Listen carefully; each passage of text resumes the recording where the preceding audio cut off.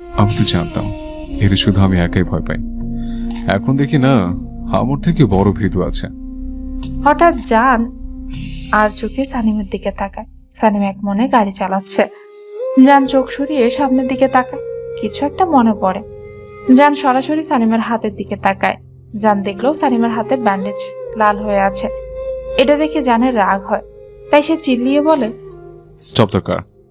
জানের চিৎকার শুনে সানিম ভয় পেয়ে যায়, তাই তাড়াতাড়ি গাড়ি সাইড করে। জান গাড়ি থেকে নেমে সানিমের পাশে গিয়ে গেট খুলে সানিমকে টেনে বের করে নেয়। এতে সানিম একটু না অনেকটাই অবাক হয়। সানিম কিছু বলতে পারছে না। জান যে এতটা রেগে যেতে পারে তার উপর, সেটা তো সানিম ভাবতেও পারেনি। জানের চিৎকারে সানিম না সবাই ভয় পেয়ে কেঁপে উঠেছে। জান সানিমকে নিজের সিটে বসিয়ে দেয়। জান সানিমের পায়ের কাছে বসে পড়ে।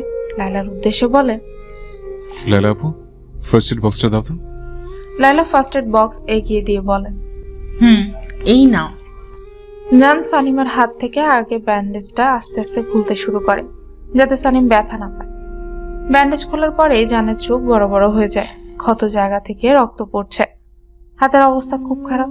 জান কোনো মতে সানিমের হাতে স্যাভলন দিয়ে রক্ত পরিষ্কার করতে করতে বলে, নিজেকে কি মনে করেন আপনি? দেশের প্রেসিডেন্ট নাকি রানী ভিক্টোরিয়া?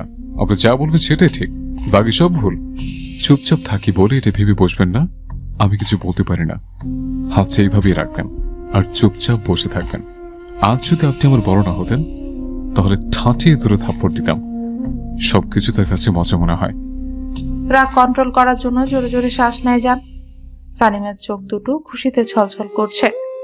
জানের এমন শাসন শুনে একটু রাগ হয়নি, বরং মনে মনে সুখ সুখ অনুভূতি হচ্ছে। জান সানিমের মুখের দিকে তাকায়। সানিমের চোখে পানি। অস্থির হয়ে উঠে জান সানিমকে জিজ্ঞাসা করে, খুব বেশি জ্বালা করছে তাই না? একটু ধৈর্য ধরুন, আমি হসপিটালে নিয়ে যাচ্ছি। জান সানিমের পা দুটো ধরে গাড়িতে উঠিয়ে দেয়, দরজাও লাগিয়ে দেয়, আর নিজে গিয়ে ড্রাইভিং সিটে বসে গাড়ি স্টার্ট দেয়। সানিম শুধু তাকিয়ে তাকিয়ে জানের কর্মকাণ্ড দেখছে। জানের এমন কাজে লায়লা হাজাল খুশি হয়। আসিয়া ভয়ে চুপ করে আছে। আসিয়া কখনো জানকে এমন করে রাগ করতে দেখেনি। জান একটা হসপিটালের সামনে গাড়ি থামায়।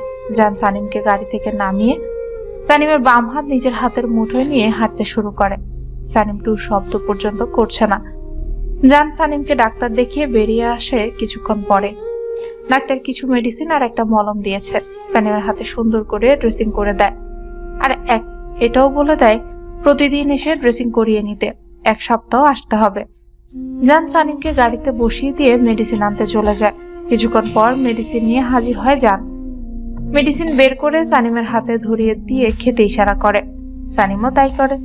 সানিম মেডিসিন মুখে পুরে নেয়। জান তার হাতের পানির বোতল দেয়।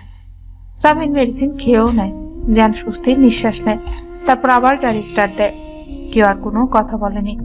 সানিম গিয়ে দেখে কেউ মলের ভেতরে ঢুকেনি, বাইরে দাঁড়িয়ে আছে সবাই। সানিম সবার উদ্দেশ্যে বলে, কিরে, তোরা এখানে দাঁড়িয়ে আছিস কেন? নাজলি তার বোনকে বলল। তোমাদের জন্য ওয়েট করছিলাম, বাট তোমাদের এত দেরি হলো কেন? লায়লা সবার উদ্দেশ্যে বলে। আরে সানিমকে নিয়ে ডক্টরের কাছে গিয়েছিলাম। আসলি অস্থির হয়ে প্রশ্ন করে, কেন, কি হয়েছে আপু? আপু, তুমি ঠিক আছো? সানিম সবাইকে শান্ত করতে বলে। আরে শান্ত হ তোরা, হাতের জন্য গিয়েছিলাম। এখন বেশি কথা না বলে ভেতরে চল তো, এমনিতে দেরি হয়ে গেছে। চলো সবাই। ঈশার কথা শুনে একে একে সবাই ভেতরে চলে গেল। লিফট দিয়ে 6 তলায় উঠে বড় একটা শাড়ির দোকানে ঢুকে সানিম বাড়ির বড়দের জন্য কেনাকাটা করবে বলে, আর সবাইকে বলেছে যে যার মতো করে কেনাকাটা করতে। জান একপাশে চুপ করে বসে বসে কি যেন ভাবছে। তার কোনো দিকেই খেয়াল নেই।